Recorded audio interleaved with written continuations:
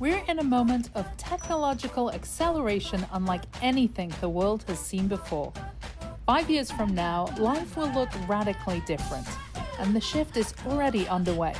I'm Rachel Wilkins, and this is The Good News Is, a show about what's next and how to meet it with curiosity. Each week, I'll talk with the thinkers and builders that are shaping the future, from the evolution of money to digital land, on-chain fashion, and even space travel. Let's get into it. Today, I am sharing something a little different, a talk that I've been working on for a few weeks titled The Spirit of Transformation. It's about 3 revolutionary shifts that are happening right now beneath our noses: how we heal, how we connect, and how we create. I originally wrote this as a TED Talk, but I realized these ideas need to reach you first, my fellow optimists and curious minds.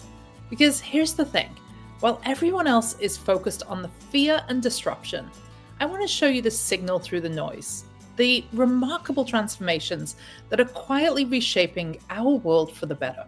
So settle in and let's talk about why we're not just witnessing disruption, we are witnessing the birth of something extraordinary.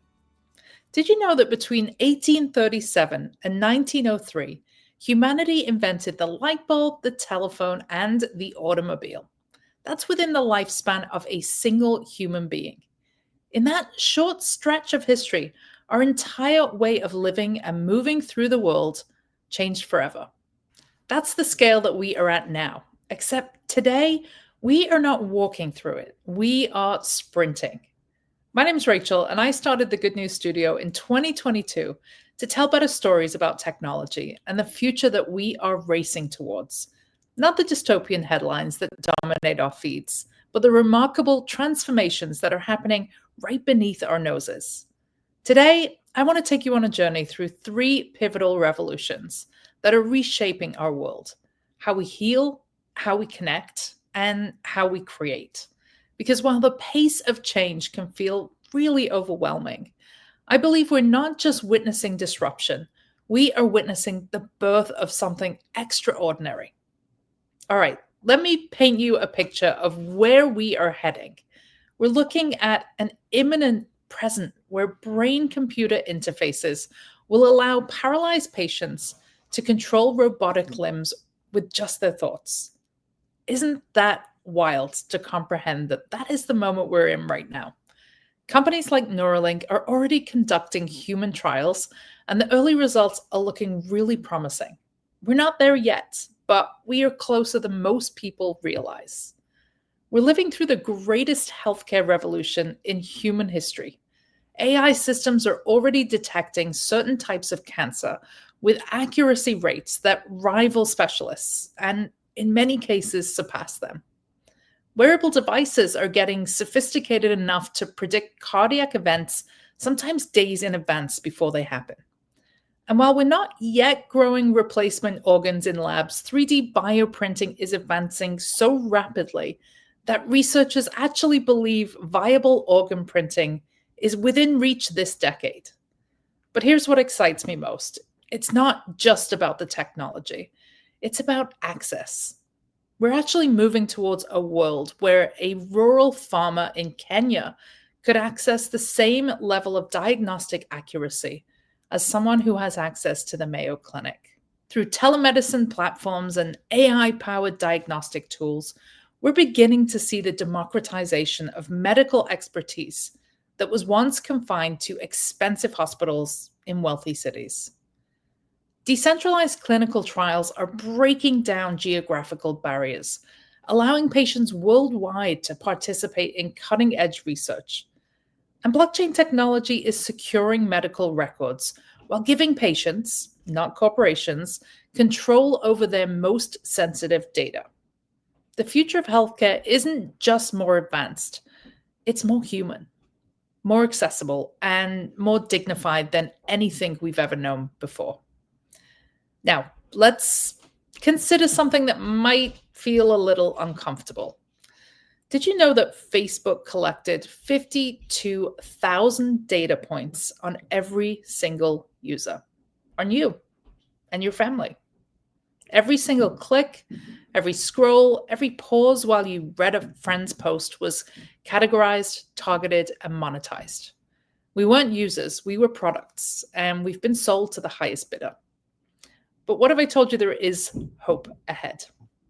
What we're witnessing is the early stages of a new internet, one where infrastructure exists for you to actually own your own data, own your identity, and own your digital presence, where algorithms could work for you and not against you, where your creativity and contributions might be rewarded directly without corporate middlemen taking massive cuts.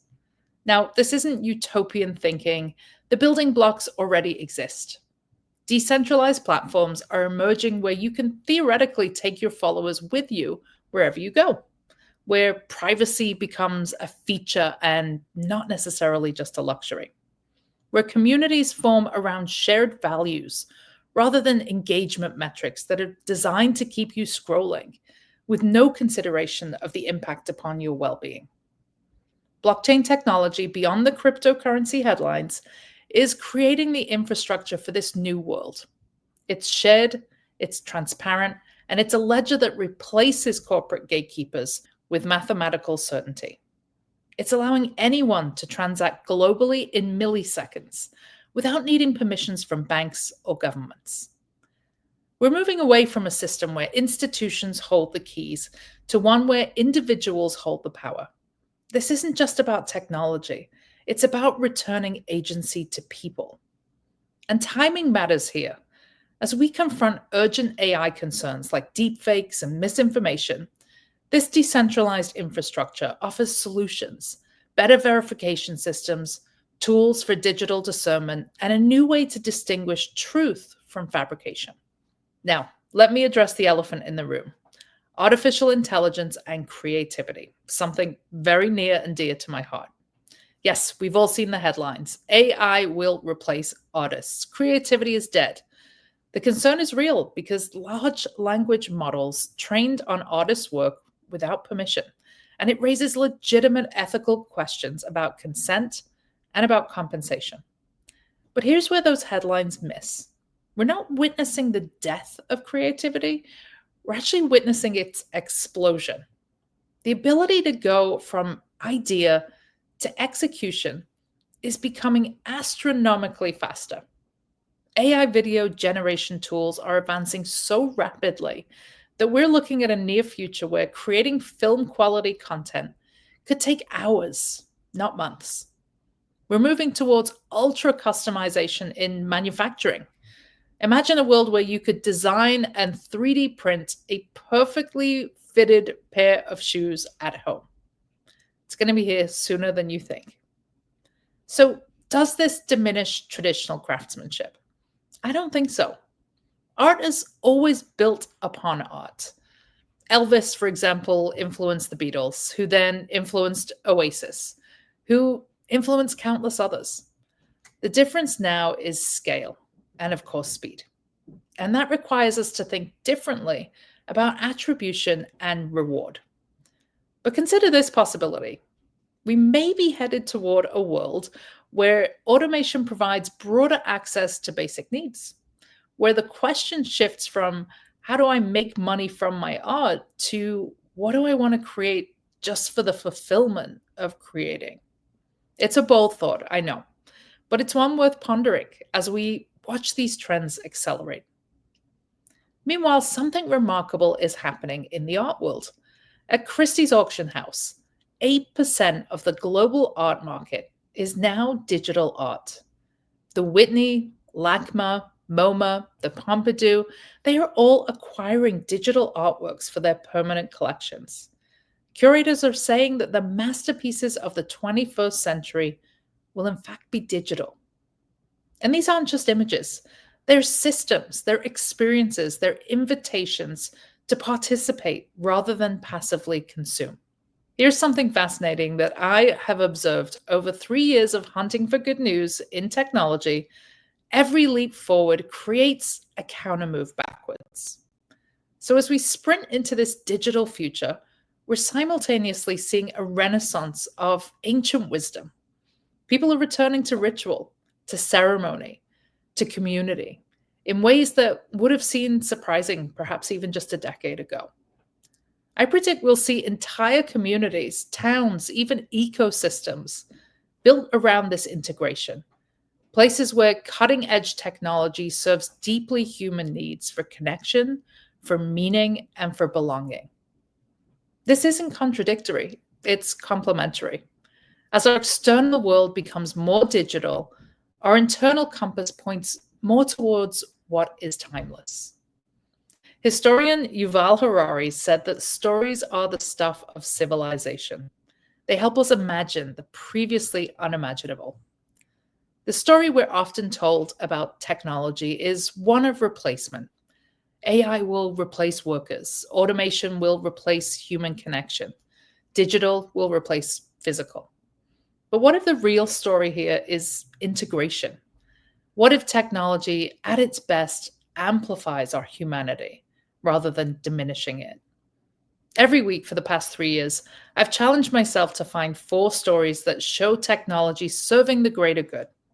4 examples of innovation that make life more human, not less. And you know what I've discovered? That these stories are everywhere. They're just not clickable enough for the algorithms that reward fear, uncertainty, and doubt. The signal is there, if you know how to listen for it.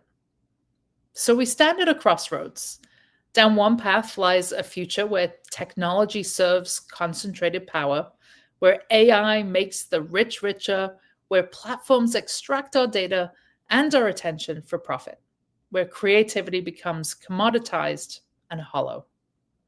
But down the other path lies a future where technology serves human flourishing, where AI augments our capabilities, and where platforms empower creators and communities, and where our tools help us become more ourselves, not less.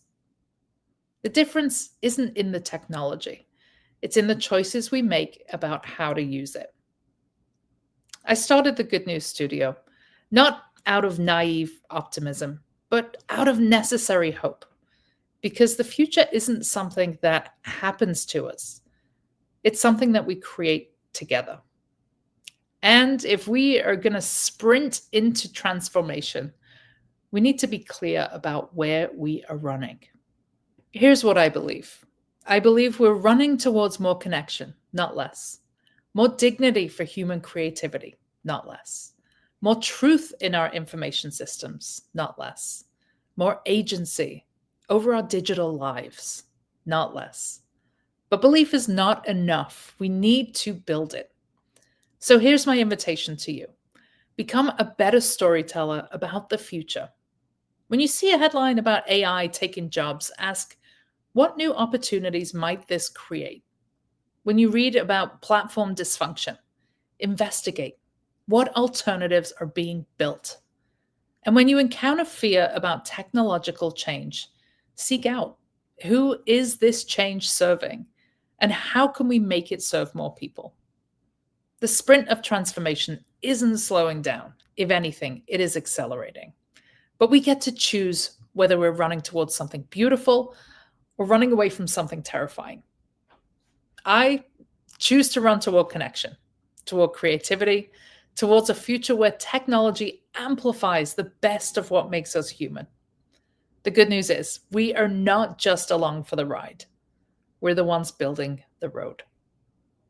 Thanks for tuning in to The Good News Is. If you're excited about what's next, make sure to follow the show and visit goodnewsstudio.io for more stories, guests, and ways to stay connected. Until next time, stay curious.